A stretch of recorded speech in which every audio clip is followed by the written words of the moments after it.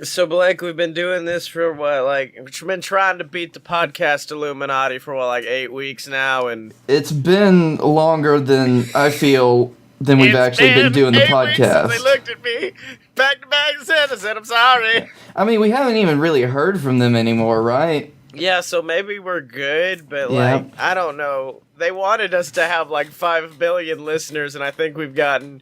Hold on, let me check. Yeah, that's 2. We've gotten 2 new listeners since, so there's a start. Yeah, it's all about... You know what? I know exactly what we can do. We need to add to the BS network. Let's start some more shows in here. I've got a pitch. I've got a premise. Let's do the pilot right now. Wait, hold on. Wait, so you're just saying, fuck this show, it's a wash, start a brand new show. Yep, and Scottye, I'm gonna need you to pick your favorite play.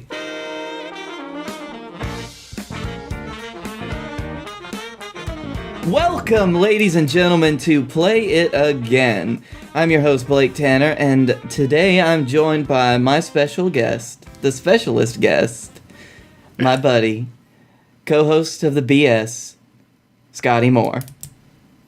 Oh, wow, I don't know what to do. I don't know what to do on this side of the... Oh, I'm so nervous. This is also to keep up with the... I'm trying to be like you are on most of the episodes, so I haven't prepared for this at all. Alright, that's good. I'm trying to keep up like I do my normal shit, so neither have I. So here we go. Yeah! No, All this is a show where we talk about plays.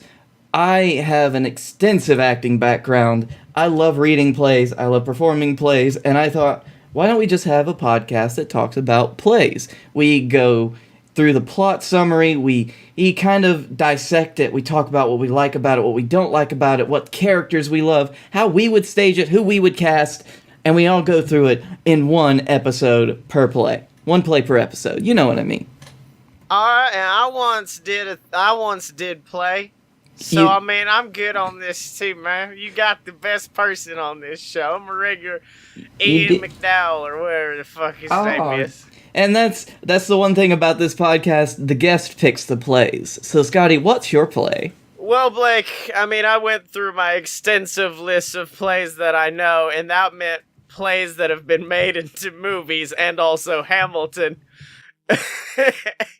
And finally, I settled on, I honestly think it might have been the first musical I ever saw, and that is Little Shop of Horrors, Little Shop of Terror.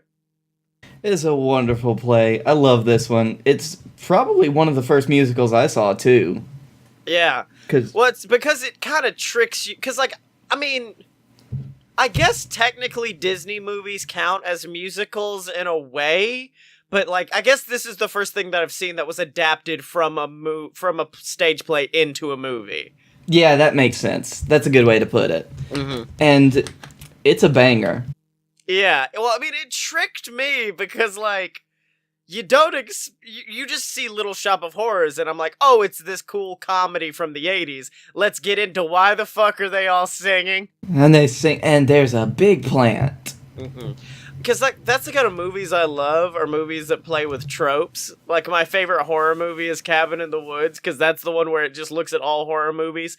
And it's not insulting the horror movies, it's just saying, hey, y'all do this a lot, so we gonna call this up. And I think Little Shop kind of does the same, where it takes all of those generic, horror movie tropes and turns it on its ear. It does. It was, and some of the stuff that I've been reading is just how much of an old-style B-movie it feels like. That's kind of the entire, that's really the aesthetic that you get from watching this. And so you've never actually seen a stage-performed version of this, have you? Oh, no, of course not. I have not lived near a place that could afford the puppet for that big-ass plant boy. That is fair. I've never seen this on stage live, but I have seen recordings of, there's a university around us that did it probably around 10, 12 years ago now. Yeah. And we got to see a recorded version of that. So that's the closest I've come to seeing this one on stage. So we're doing a real good job of that one here. We're doing great so far, buddy. But I've seen like clips of live performances, but I've never seen it actually go live. But I also think this is like the first, which by the way, speaking of Disney movies, as I did a few minutes ago, the guy who wrote the music for this, do you know who it is? I don't know. It's Alan Menken, the guy who did the music for, like, Beauty and the Beast and, like, all the Disney movies of the 90s. So he started with then this weird B-movie bullshit, then moved to Disney. It's a real James Gunn situation, except Twitter didn't exist back then. Oh my god. He composed the scores for Little Shop, Newsies. Yeah. He did, like you said, a ton of Disney movies and Sausage Party. Oh, that's right. I forgot he did Sausage Party. Alan. Why? Alan, please. Oh, God. All right. Let's get into just, before you do that, I do want to say, I feel like this play opened the doors for all of the buck wild horror movie, B-movie, like, musicals that come out after this. Yeah. So, like, this paved the way for Batboy. This paved the way for Evil Dead, the musical. Like, without this play, a lot of my favorite plays would not exist. Mm-hmm. It did break a lot of molds when it came out, and I was surprised to find out, for the first time when I found out that it was based off of the original musical was based off of a movie from 1960. Yeah. Which, is just a black and white film directed by Roger Corman of the same name, The Little Shop of Horrors. And it's basically the same story, just in a 1960s black and white movie, which I've seen this, and it ain't bad. I mean, the only reason I know it is the scene where Jack Nicholson goes full. I think it's the first role where Jack Nicholson really got to go full Jack Nicholson and just have an orgasm while some dude was working on his teeth. Yeah. Did you know in the movie that was Bill Murray? Yeah, I knew that was Bill Murray. Okay, I'd completely forgotten about the 80s movie. Yeah. I'd completely blacked it out of my mind until I was reading the cast list, and I was like, oh man, that was Bill Murray in that chair. Mm-hmm. And he loved it. Well, I mean, the reason I remember is because I literally watched that scene right before we started, because the dentist is probably my it comes out of nowhere and also is my favorite thing in the movie. But yeah, we should probably do a plot first. Yeah, so just lay it all out for me. Just give it to me. Just hit me hard with that plot. So, in the 1970 fucking time, the early 1960s, I totally knew that. Wikipedia didn't tell me. We're going into an area of New York City called Skid Row, and it's a real sketchy neighbor. It's so sketchy that I was about to call him Johann Sebastian Bach, but no, just Sebastian Bach made a band with the name. And it's kind of just this sketchy area, and we go into this plant shop owned by a man who has the best name to say in a thick New York accent, and that's Mr. Mushnick. Mr. Mushnick. Mr. Mushnick! My God! And in the plant shop, there's a guy who's basically like the son of Mushnick. Like, I think there's even a scene where he's like, "You're like a son to me, my boy." And his name is, of course, Seymour. Is the song Mushnick and Son in the movie version? No, it's not in the movie, so. I didn't think so, which really sucks because I love that song as part of the score too. Yeah. But also in the intro, I like to point out because we are introduced to the Greek chorus. Yes. Of Crystal, Ronette, and Chiffon, who sing us into this world literally with their prologue song. It's not like a Greek chorus. This is like some women at a black church in the fucking Louisiana just getting it. And it's my favorite kind of musical music, is that kind of like that smooth jazz. Yeah, this musical, it's got a lot of like R&B and jazz influence and a lot of rock influence, which you didn't really see at the time. Yeah. And it's all just kind of mishmashed together in with some, like, I guess what you would say, like, normal musical fare, and it makes a really good mishmash of a soundtrack. Mishmash Mushnik. That's him. And so you meet Seymour, you meet Mr. Mushnik, and then you meet, I'm trying to say this politely, the most annoying fucking woman on this planet, and her name is Audrey. So first, tell me a little bit about Mushnik and Seymour. Well, I mean, they're like a father and son, but, like, not really. Mm-hmm. I don't know, is the backstory ever explored between those two, or is it just like Seymour has no one in his life, and so his boss became his dad at one point? So how it happens in the actual stage musical is, Seymour is an orphan, I believe, and he was taken in by Mr. Mushnik to work in his flower shop because he had no one else, and he basically works for as dirt cheap as it could come, which is everything that Mr. Mushnik is into, because, as we may hopefully get into later, Mr. Mushnik is his own stereotype of a certain... a certain group of people? Uh-huh. It's really highlighted in the song Mushnik and Son, which I guess could be a reason why you would cut it. Yeah. Although I doubt it would be much of a reason in 1986, but... Look, don't make fun of Mr. Krabs. And so Seymour has an unrequited... Oh, I mean, I guess it might be... It's eventually a requited crush on Audrey. And then Audrey. Mr. Mushnik one day comes in and is like, well, guys, we're not making the money we used to. I have to close the flower place. And then Seymour says, no way. Or no, I think Audrey comes up with the idea of, no, wait. We need... Oh, God, her voice. I'm hearing it in my head. It's giving me a migraine. She's like, you need to put Seymour's new plant on display, and everyone will come see it. And this is where the play goes so buck fucking wild that I couldn't... It was physically impossible for me not to love it. Because it is revealed that apparently Seymour bought some weird plant from an old Asian lady in her store. Yep.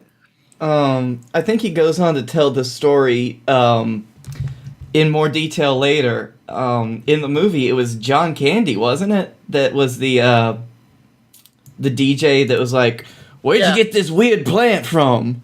Yeah, exactly. And then that's when the chorus really comes in with the best lyric, which is just da-dum, da-dum. And that's the title of the song. Mm-hmm. They also sing, it's da-do. I'm sorry, da-do, not da-dum. Oh, da-do. A very important distinction. They'll get on you for that in the literary community. But they also sing the song, Skid Row. Oh yeah, well that's before all of this. Yeah. But yeah, that's a very good song as well, because like, I love songs and musicals that set the scene, and Skid Row does it perfectly. It's just like, this place is garbage, this guy's a little asshole, he likes her, fucking play, go. Yep. If you're here, everything sucks and everyone hates you. Yep. And that was Skid Row. Yeah, and so, oh wait, I forgot how many things they threw in. He bought it from a Chinese lady in a flower shop also during a solar eclipse. As if they had to come up with a backstory and were like, hold on, let's throw as much in here. Also, a radioactive spider bit the plant. I mean, Scotty, you've got to get in one of the most memorable parts of the musical, when he's like, I was just walking down the street one day, and then all of a sudden there was a total eclipse of the sun. Oh, yeah. So, after this, he kind of goes out, he kind of becomes famous with his plant, But then his plant's not dying. Like, it's not growing. It's just this little baby plant. Oh no, what's gonna happen? Oh, and then he pricks his finger. During a great song. During a great song, a little bit of it gets on the plant, and the plant, num num num, eats it up, and then he basically has this sad song where he's having to realize he has to feed this plant his own blood. I'll give you a few drops, if that will appease. Oh, please grow for me. And that's the name of the song. He just wants this plant to grow because it's dying, and it's a little tiny plant, but it looks like a big mouth still, and that's not going to tip anyone off, right? It does look like the fucking Mario guy coming out of the... It does look like a piranha plant. Yeah, thank you.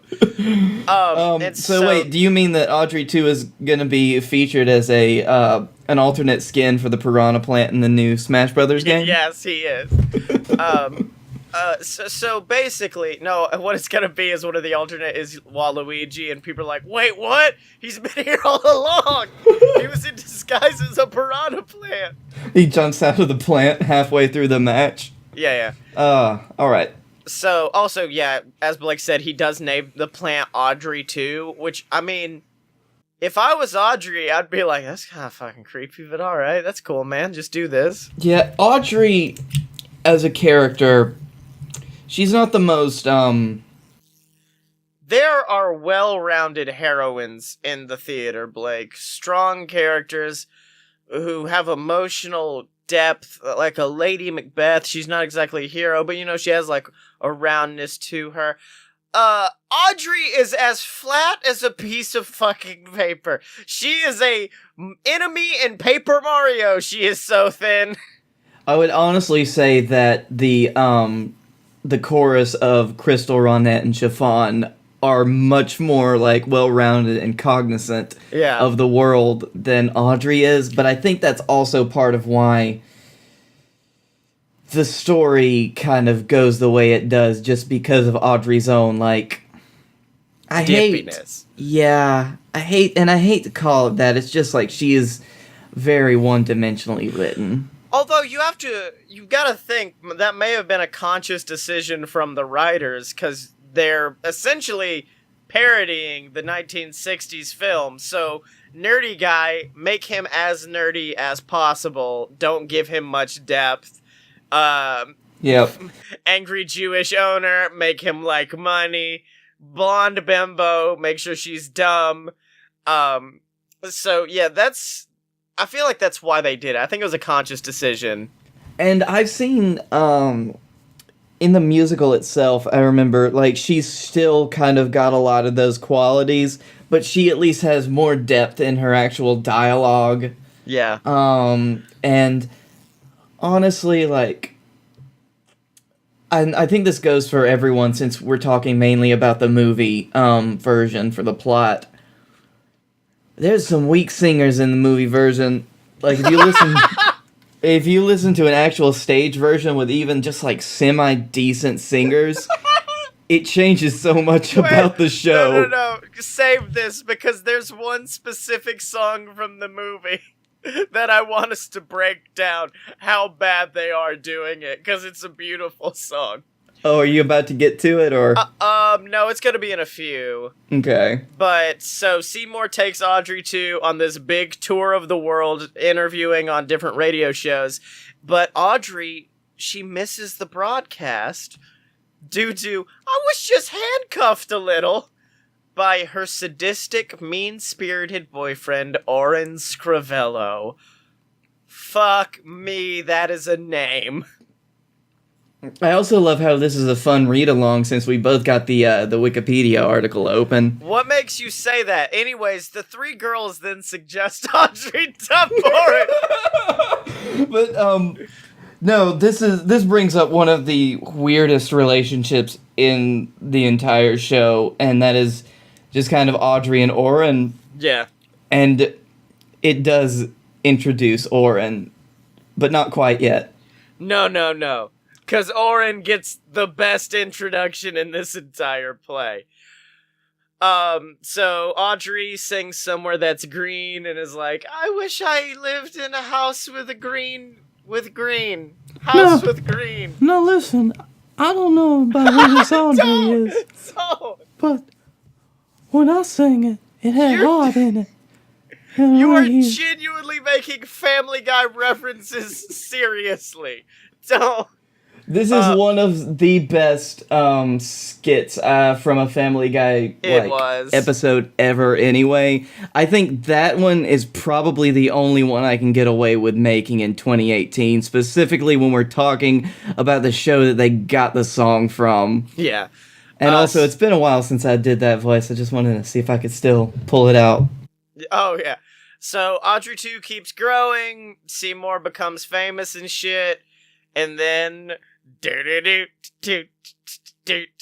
the film, the best fucking scene with the best actor, as it's revealed Oren's career. You'll be a dentist. You have a talent for causing things.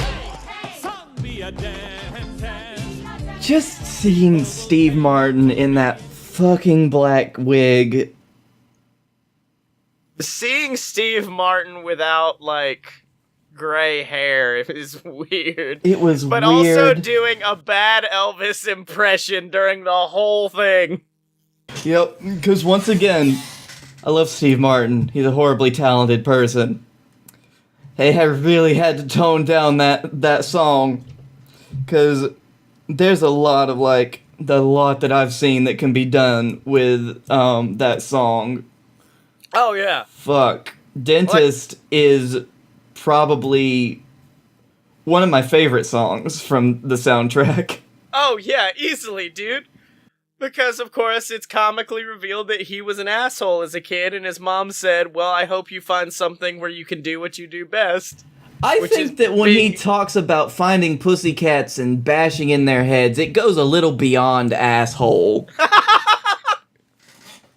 Oh, do you remember that moment when I just poisoned all of those guppies and I just murdered those fish for no reason? Yeah, I'm kind of an asshole. That guy's kind of a dick. You know that guy with all the... You see that guy with all the Nazi tattoos? Yeah, he's a real asshole. Yeah, he's kind of an asshole. I heard he started chopping off people's hands. That fucking asshole. Yeah, what a dude. Dickhole. Oh, he stabbed me through the heart. Darren, you fucking prick. Fucking Darren, damn it, you dick. God, my blood is everywhere. Garrett, please. Garrett. Alright, we need to shut up because we're getting to the most infamous scene and my favorite song from the film. It is probably, one of the most well-known songs from this, because... Yeah, because... I mean, of course it is. Because of what fucking happens up until this point, you don't really expect this to happen. Yeah, because, he's got this plant and he's feeding it blood every day. He's, really weak. And then, let's see, what would be the next logical step? Oh, yeah, the plant fucking talks now. And, hold on. And that's... No, let's just get a little taste of it. Does it have to be human? Does it have to be mine? Where am I supposed to get it? Feed me, Seymour. Feed me all night long. Oh, and we didn't talk about this before we played the clip, but the plant does have, this smooth jazz, hey, boy, what you doing today?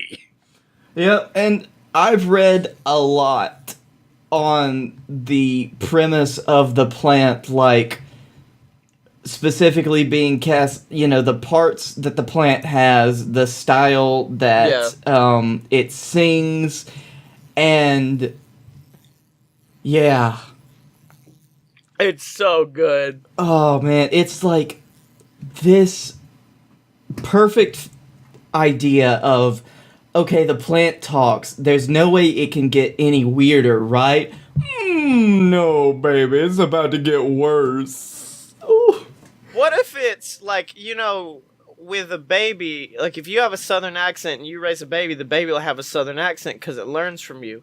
What if this plant did the exact opposite and learned the way Seymour talks and was like, what's the exact opposite of the way that fucking nerd talks? Mm-hmm. And this is also the point where the plant, I mean, it's literally it becomes the tempter. It is a horrid temptress asking Seymour, if you want me to stay alive, you gotta keep feeding me blood. You want to keep being famous. Better. He turns into like a genie from the lamp, and he's like, I can get you money, fame, girls. One particular girl, I can get you Audrey. And it's like, what? How you, what? Okay, plant. But my favorite line from all of it, firstly, I know we said there's no strong singers, and for most of it, Rick Moranis is not a strong singer. But there's that one moment during the I Don't Knows at the end of Feed Me. Oh, yeah. Because most of the movie, he's just like, this is my singing voice, I'm Rick Moranis. And then he's just like, I don't know. Come on, boy.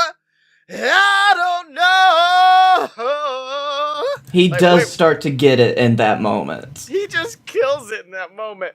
But no, my favorite line comes from him, and it is, maybe I'd like a Harley machine, tooling around like I was James Dean, making all the fellas on the corner turn green. Like, he delivers it in the most nerdy style. God. Now, I will also say that Audrey 2 is fantastic, because the voice of Audrey 2 was none other than Levi Stubbs. Yeah, baby. It's me, don't worry about it, baby.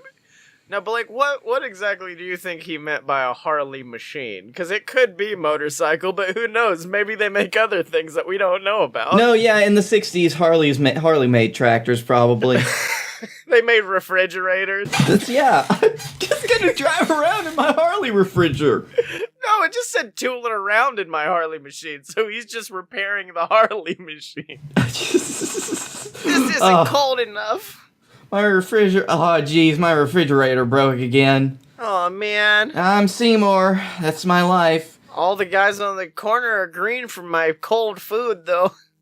Now, we are skipping around a little bit, but this is also kind of close to in the point, right afterwards in the musical, where they do sing Mushnik and Son. Okay.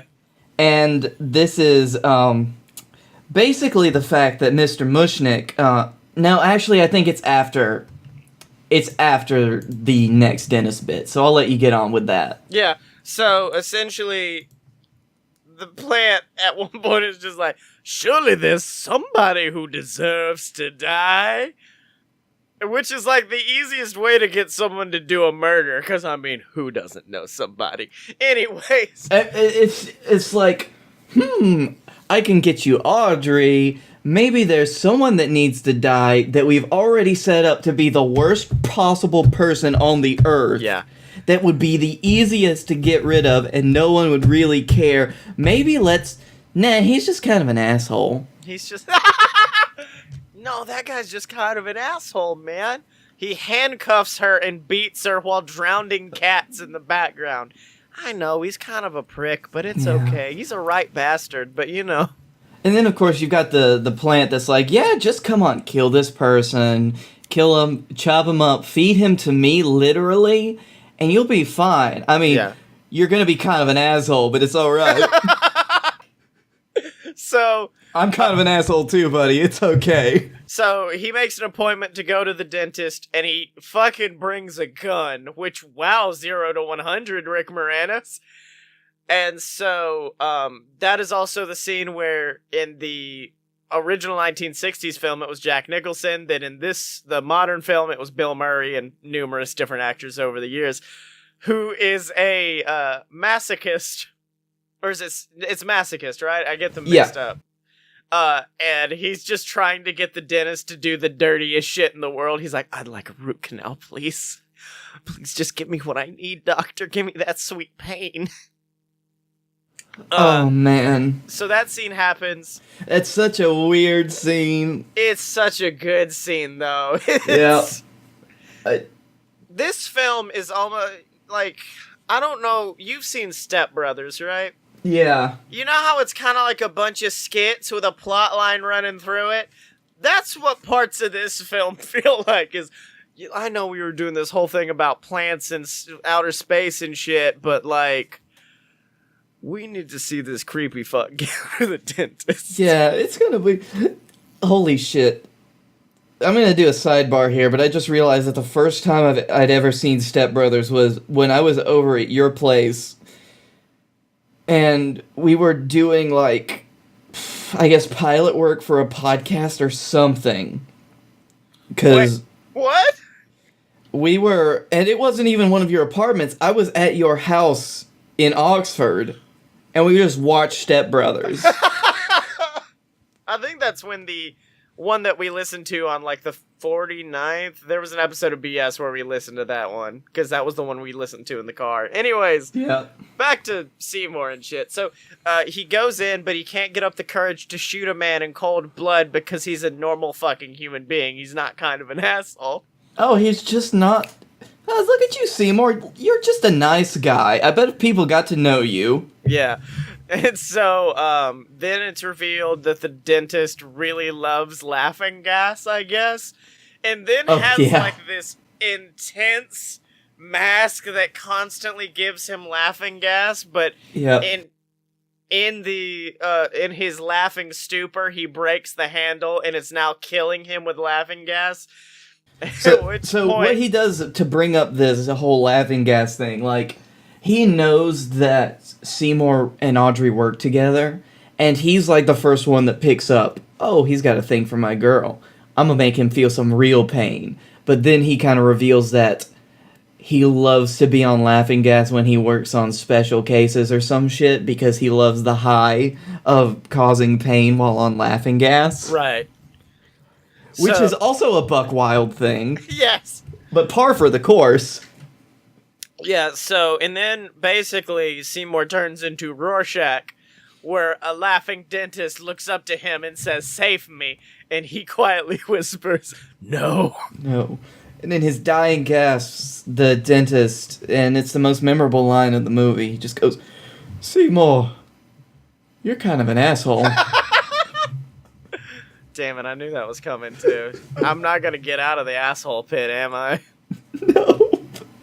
That's alright, that's gonna be the last one. Yeah, so then, after he drags the body, he feeds it back to the plant, but he, like, dismembers it to... The plant is huge. I think he could have just, like, gulped it in one, but he chops it up, which I considered very nice. Mm-hmm. But then, of course, Mushnik comes upon it and then runs away because he's afraid. And I guess, is that where Mushnik and Son comes in?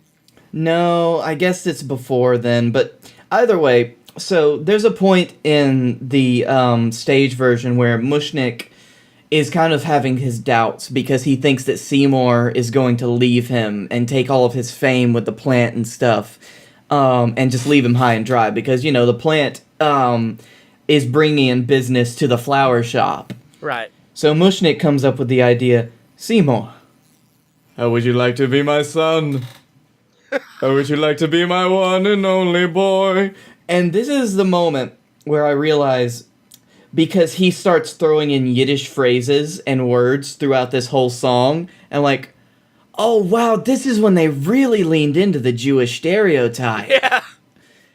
So, after this... So that's the point where Mushnik adopts Seymour, and for the rest of the play, Seymour kind of feels beholden to Mushnik until Mushnik comes upon Seymour literally feeding someone to the plant. And I think it was supposed to be in the film, because I think in the deleted scenes on the DVD I have, they do have this scene. So, after feeding the I would say listen to that song. Okay. So now Audrey 2 is fucking huge, because instead of having drips of blood from some nervous nerd, he had a whole body. And it grows to be like, man, that puppet, though. Like, the puppet's so can we good. just talk about the puppet for a second? Well, hold on. I'm on the Wikipedia page. Surprise, surprise. And let me count. 1, 2, 3, 4, 5. Fucking at least like 16 people was required to operate this puppet, my dude. Yep. Whereas on some of the stage versions I've seen, I wish there's a physical way I could show you, but some of them for the big plant, there's just one person operating the mouth, and it is literally by them being, like, moving their body in, like, a toe touch to make the mouth move and open, like where their arms and upper body is opening the top part of the plant, and their legs are controlling the bottom part. And what the fuck? I thought you meant they were doing some baby shark, daddy shark bullshit, and we're just like, daddy shark. So after this, comes the scene that, God, Blake, it's such a good song, but in the movie... Yeah. Okay, let's explain it. Before Oren got done killed by a plant by some kind of asshole, Audrey was like, I wish she would just disappear. I wish she would be out of here. And then afterwards she's like, I shouldn't have said I wish she disappeared. I feel like some kind of asshole. Fuck. You got me to it. Yeah, and then Seymour leans over, and I don't know why, but in the movie, they turn their accents up to 11 for this song. They're like, lift up your face, wipe off your mascara. Oh, man. And this is what leads us into Suddenly Seymour, the most heavily accented song in the whole play. Suddenly Seymour. Oh, I don't know if Little Shop actually has an actual city that it's set in, but this is the part where they're like, oh yeah, you just want to go full downtown? We're gonna go full downtown. It's Skid Row, New York. That's what it says. But yeah, the minute he said mascara, I'm like, this is gonna be one of those fucking songs then, okay. And this really is, I'll say, it's not my favorite song, but it's probably the most sung song from this show that you see out in the world. I've heard like 3 people all sing it before. Because it's like a good song, and it's not a difficult one to hit the notes on, so it's like a very good song to have in your roster. Yeah, it's a good singing song. But like, my favorite is the fact that I'm so worried, I'm mad because Oren's dead, I can't believe it. And somehow the fact that Seymour's next to her is supposed to affirm her that it's okay, but suddenly Seymour is standing behind you. I've been watching for ages, waiting to make my move. Hachi Machi. White Knight Seymour. I defend you on Twitter. Never met you in real life. Alexa Bliss is a goddess. Oh man. Hold up. That one got me. Alexa played Despacito. Oh. This is something I'd like to bring up though, because I said it before, but Seymour brings up a lot of what we stereotype nowadays as like the nice guy attitude. Yep.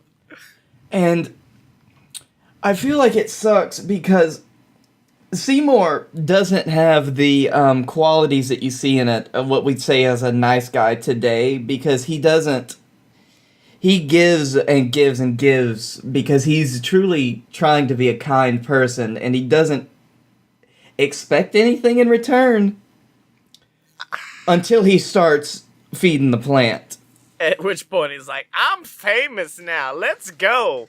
Wipe off your mascara. Clean yourself up. Clean yourself up.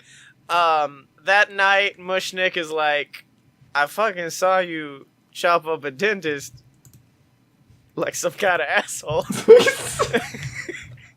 Seymour, I always thought you were a good boy. I thought you would be my son, but now you're just some kind of asshole.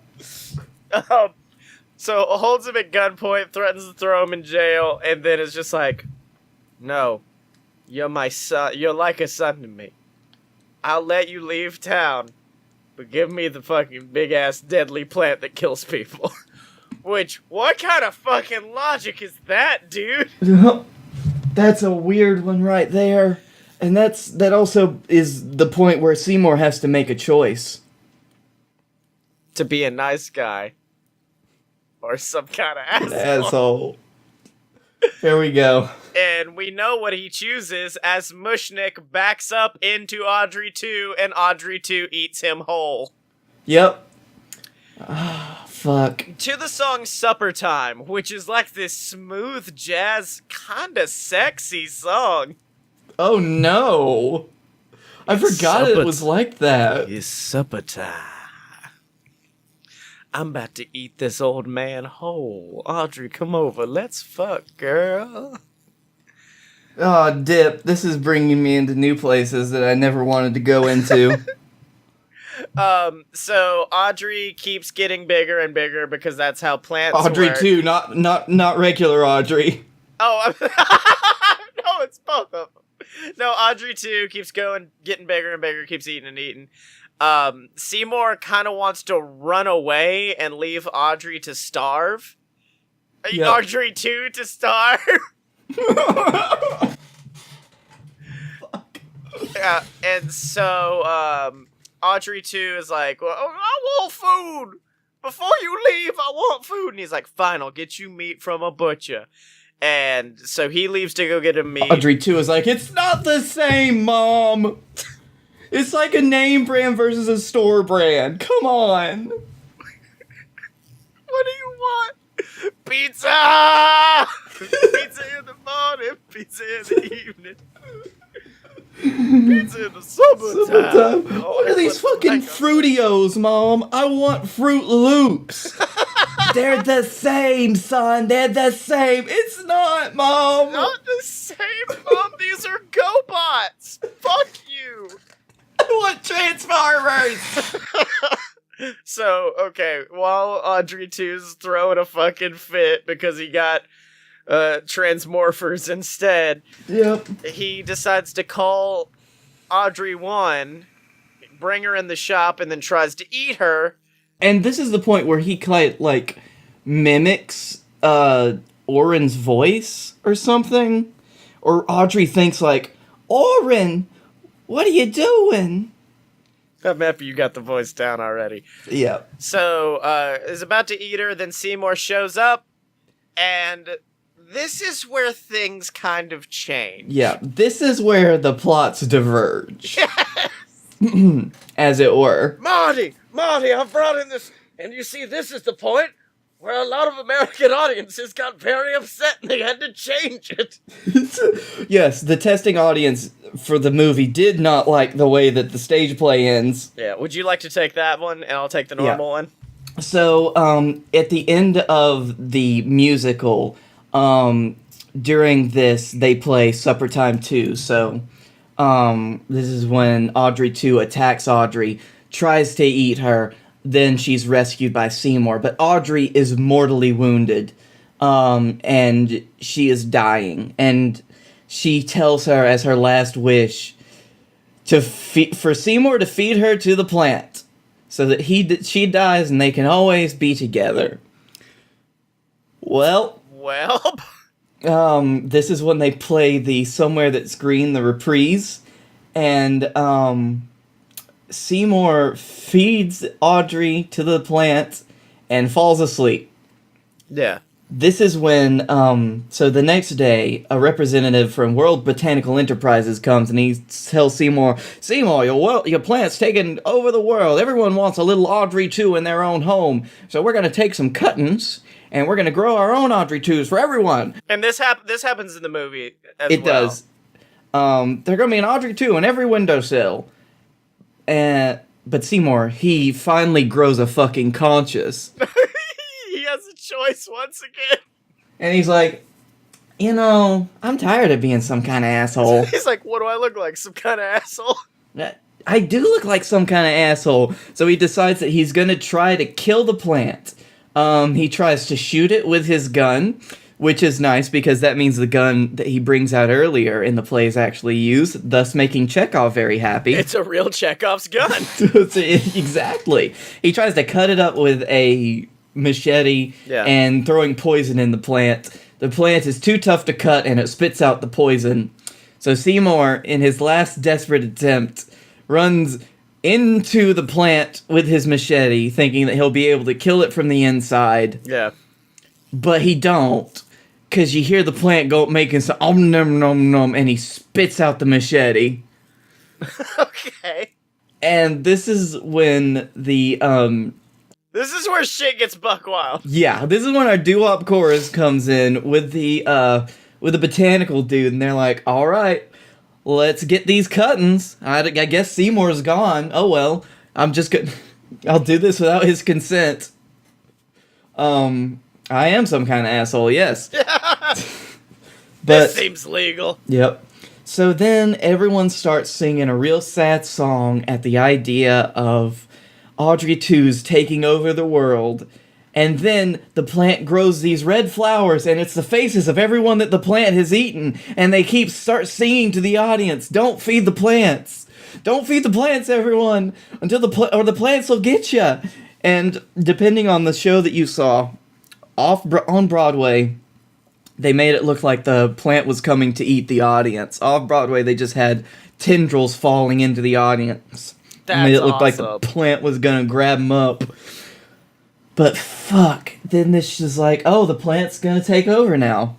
Good job, Seymour. And in the movie, the original ending version of it, had them fucking, like, climb onto famous cities and ascending, like, the Statue of Liberty and shit. There's one that I remember very vividly is, like, there's just an Audrey 2 that bursts out of a subway train. Yep.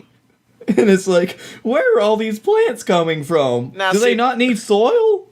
Now, see, Blake, that's that ending. But then everyone was like, that's a little bit sad.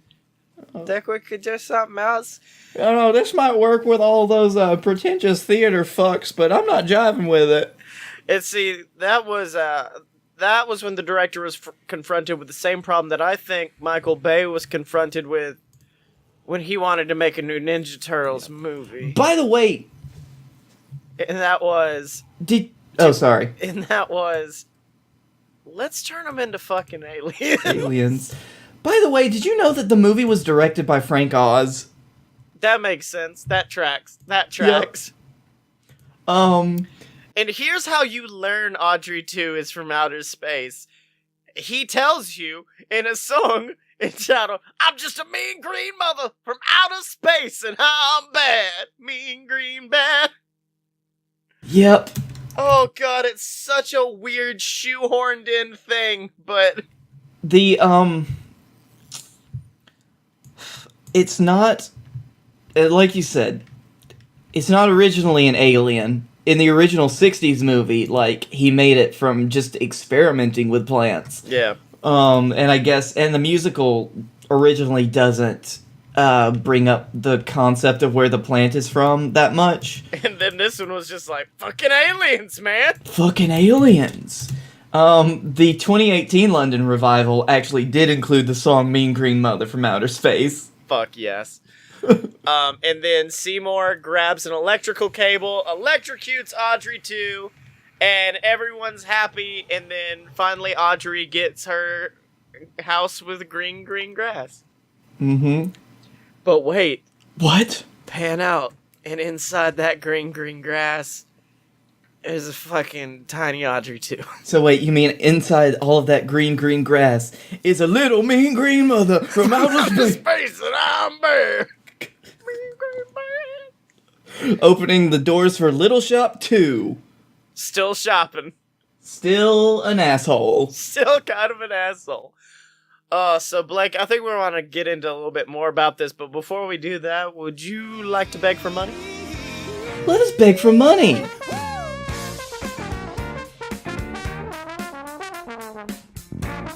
So ladies and gentlemen, this week's show is brought to you by Patreon.com. That means this show is brought to you by you. listeners just like you at patreon.com/loadofbs. That's right, ladies and gentlemen, that's the website where you can go and support all your favorite BS Network programs, from A Load of BS to apparently fucking Play It Again to all of these new shows. It's your support that lets us keep creating brand new shows, and you get perks. You get access to our exclusive Discord. You get shouted out on the show of your choice every single week, like the Patreon saint herself, Deborah Moore, like Scott Moore. We are gonna have an in memoriam. She's not dead, but she did cancel her Patreon, and that is Miss Jenny Side. Thank you for your support over the years, Miss Jenny Side, and we wish you luck in your future Patreon endeavors. Oh, damn. So make sure if you want to join them, you can over at patreon.com/aloadofbs. But like, what if they want to support us but get something like real, like tangible? Is there where they could do something like that? You mean something like comfy and cozy? Yeah. I think you should go to merch.aloadofpurebs.com. .com. It's fine, they'll figure out the .com, but there you can buy all of our wonderful merch, all of our shirts. We've got cups, clothing, fun stuff for us. It's mostly just shirts. It's mostly just shirts, y'all, but... We got cups, motherfucker! You got great cups like the BS Boozy Sippy Cup. And BS tumblers. We've got a bunch of stuff available at merch.load. We got shirts! We got cups! Cups and shit! And in addition to all that, we are, of course, also, as always, supported by Audible. That's right, Audible's where you can get over hundreds of thousands of audiobooks delivered straight to your phone, tablet, wherever you want to listen to it. You can get my books on it, Queasel Corp Risen, and then, of course, a book starring me and Blake, BS versus the Gods, is available over there for you guys to check out, and you can get one completely for free by going to audibletrial.com/BS Network. Gives you a free 30-day trial of Audible. You get a free audiobook with that, so you can get any of mine completely for free. It supports us. You get something for free. It's a win-win at patreon.com/aloadofbs. So what now? What now, Mr. Host Boy? If you'll let me take a second to talk, sir. What are we gonna do?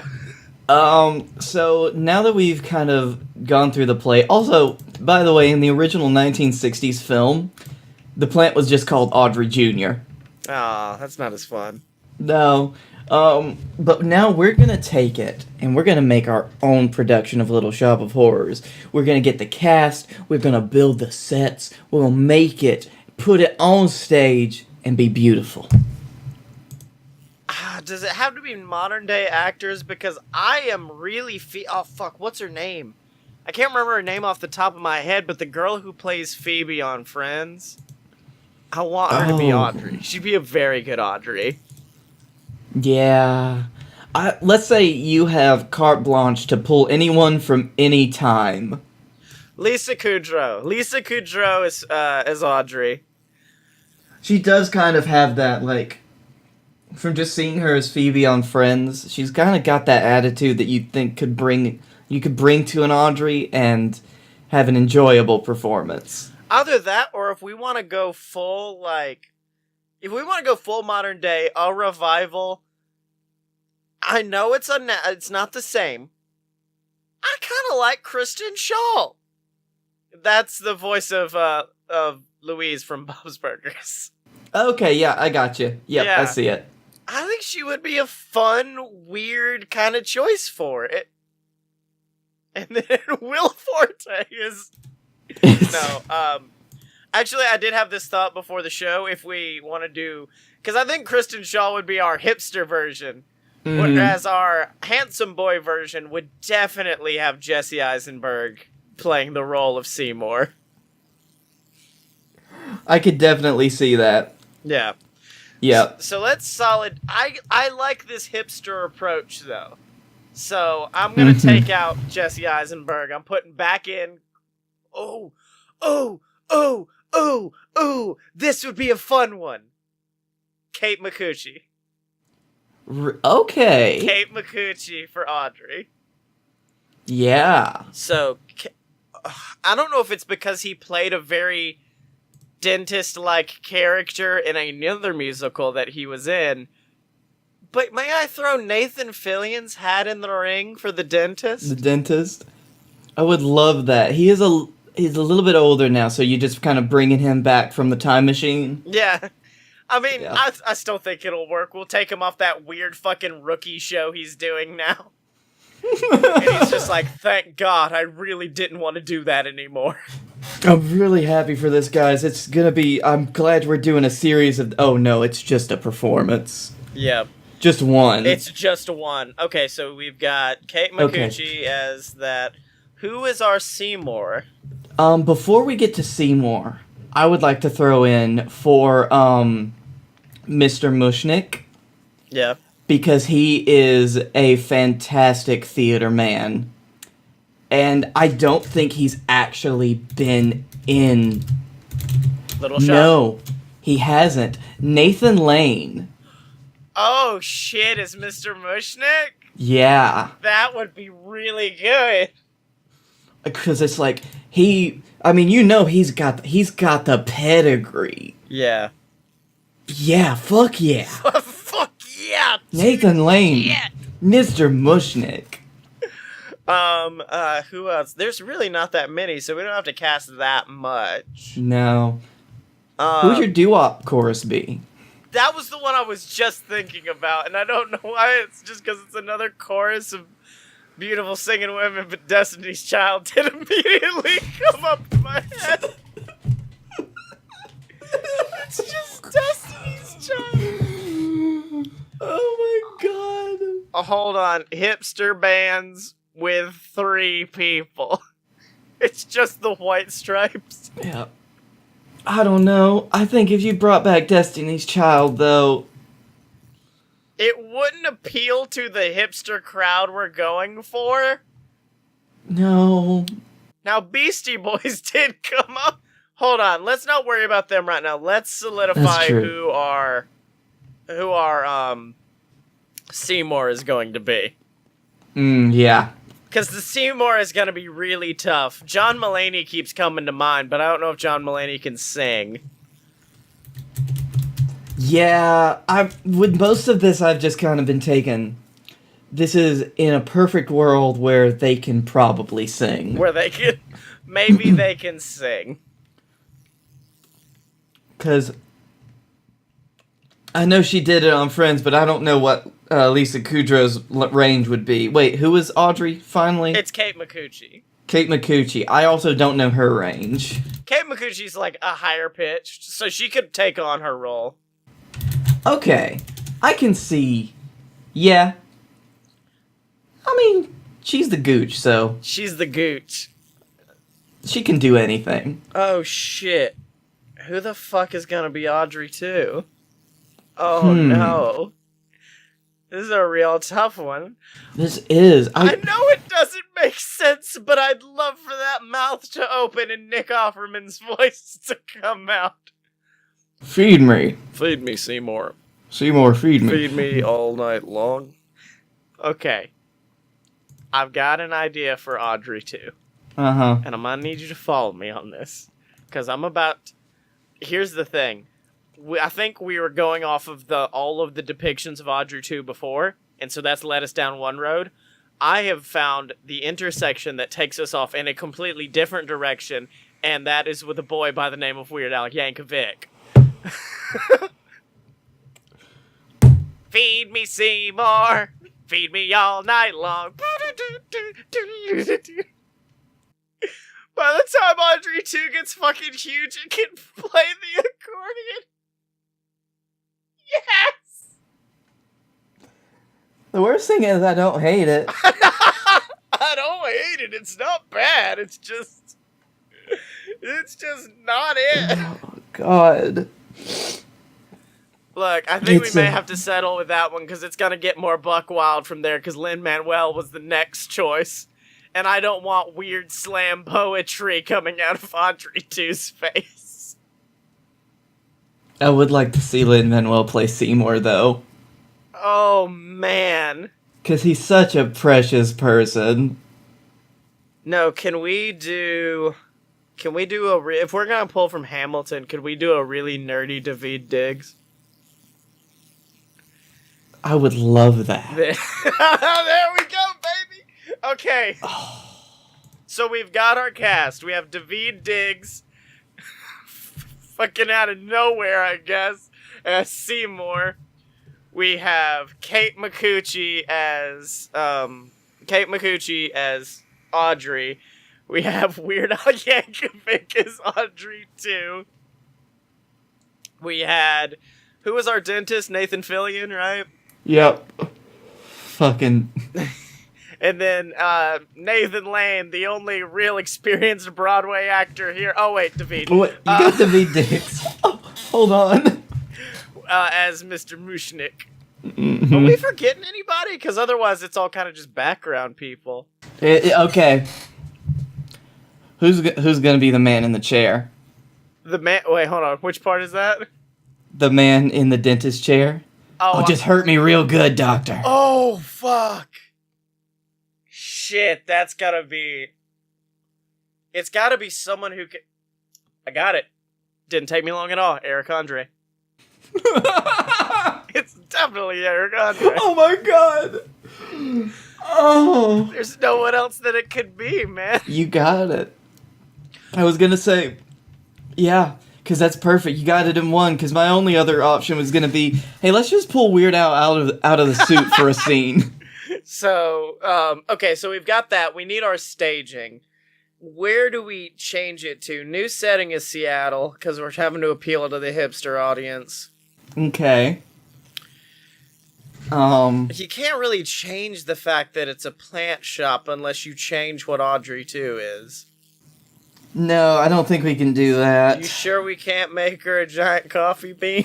Now, Scottye, I don't know if you know this right now, but since we're setting this in the great state of Washington, it doesn't have to be a plant shop in the way that we know it. Yes! Oh. Because Audrey 2 is going to start out as the newest strain of weed from Seymour's head shop. Oh, no. No, it's from Mr. Kushnick's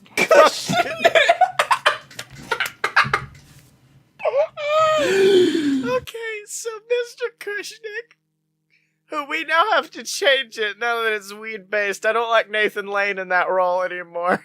Kushnick and son. No, Nathan Lane would be perfect. Are you sure? Yes. A really stoned Hannibal Buress. I like it, but Whoa. there is nothing that would bring me more joy than to see Nathan Lane doing weed-based plant selling. If we're gonna pull they can definitely sing in the universe we're creating, I'm gonna throw Kevin Smith's name in the hat. I know we've already got it cast, but I do want to throw Kevin Smith's name in the hat for that. Okay, his name is in the hat. Yes, thank you. And that hat goes on the head of Nathan Lane, who is taking the role. And that hat is gonna go right on the fridge because it looks real nice. Okay, so it's a weed shop now. Audrey 2 is a new strain of weed. Yep. The ending definitely has to have him smoking Audrey 2. We have to change that. It's like, but I know the one thing that'll really get on you. And then he just brings out an Elon Musk flamethrower. And then the world gets really high. Oh, wait. Can that be what happens? Instead of, like, some weird botanist, it's Elon Musk. He, like, wants clippings from the plant. I'm going on the Joe Rogan podcast soon. I need some shit. But he's the one that ends up saving us from the original ending because somehow he's like, something's not weird here. I think this plant's a pedophile. Can we just change the full plot and now we'd have to make an entirely new play where if you smoked Audrey 2, you get, like, hypnotized and she can control you? I was gonna say, well, if you smoke the final product, you just turn into an Audrey too. No. Okay, here we go. This one, we don't have to change that much. If you smoke the herb created by her, you walk immediately to her and feed yourself to her. So that's what's gonna happen when Audrey 2 comes in. It's like, Audrey, take a little whiff of this. Yeah. Yeah, no, that's what it is she's at home in her apartment. Okay, that's the scene where he lures her back for supper time or whatever. She's in her apartment lighting up, but she doesn't realize that what she has is clippings from Audrey 2. Because she, like, Audrey 2 replaced some bags earlier in the day. And actually, so, how about if we change this? You got no, never mind. I don't want to change the dentist's death. Oh, what? Like he got too high on weed? I was gonna say, yeah, he just gets really fucking high before he does the deed, and Seymour just sneaks in some of the Audrey bud. No, I like the idea that he does not like weed. I like the idea that he does not like weed because it gives people munchies and then they eat a lot of candy and it gives them cavities and he hates it. No, he would love that, though. Oh, yeah, shit. He's like, that's more work for me. I love the weed. And that means I get more pain to cause. God. I'm the weed man. Okay, so we've got the weed. We've got the weed thing. Is there anything we need to change otherwise? No, I think we hit it. We hit it out of the park with the weed thing. Yep, so costuming, kind of all hemp-based. Hemp-based, yep. At some point, they start making clothes out of Audrey, too. Yeah, so... Maybe that's what Elon wants to do. Makes the clothes around, like, makes Audrey 2 clothes, and you wear them, and they turn into Audrey 2s and eat you. Oh, shit. And that's what causes the original ending. Yep. But then Doc Brown comes in at the end. He's like, listen, this is where the timelines diverge, Marty. Marty, we gotta save the dentist. Wait, what the fuck? Why did we have to go Doc, that far why do we gotta back? save the dentist? I thought we just kind of changed things around and burned the plant down. Yeah, but I really like the dentist. I really like Nathan Fillion, Marty. He was great in Dr. Horrible. It also means we get to save Nathan Lane, too. Alright, how are we gonna handle our set? Fuck me. So... I don't know. Okay. I like the idea that you got 3 panels. You got one on each side that represents the city streets outside. Main center is going to be the actual Cushnick. Yep. And there's like a removable brick panel in the back that after Act 1 is removed, and that's where Big Audrey sits for the whole play. Or you know what? Fuck it. Just go all out. Put it all on a giant turntable. And during the intermission, just turn it around. So the entirety of Cushnick's changes to look like a better, more opulent store.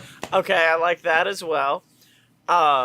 I like the idea that the puppet is no longer a puppet. It's a massive suit that someone has to wear. Who did we pick to be? Oh, it's weird. It's just Weird Al with green face paint. No. That's for the bow. That's for the curtain call. Is Weird Al walks out, but he has face paint on and like a wig. Fuck. Fuck. What else do you need to do a play? Lights, I guess. Lights. It's all green lighting. Like, that's not interesting. Everything's just green. There is going to be so many posters outside that say warning use of fog effects in this play. Oh, there's gonna be a lot of fog, if you know what I mean. It's not really fog. We do just burn a lot of the good stuff and pump it in. Also, this is the first play where vaping is not banned. It's actually encouraged to add to the ambiance. So we're turning this whole stage into a hot box. Yes, we're turning the entire theater into a hot box. I like it. Shit, is there anything else we need? I feel like now that we have that, we should change up cast a little bit, but I think we spent 5 hours on that, so I don't want to do that again. Oh, we've been going for over an hour now, which is great because I was originally shooting for 45 minutes. Yeah, so boy.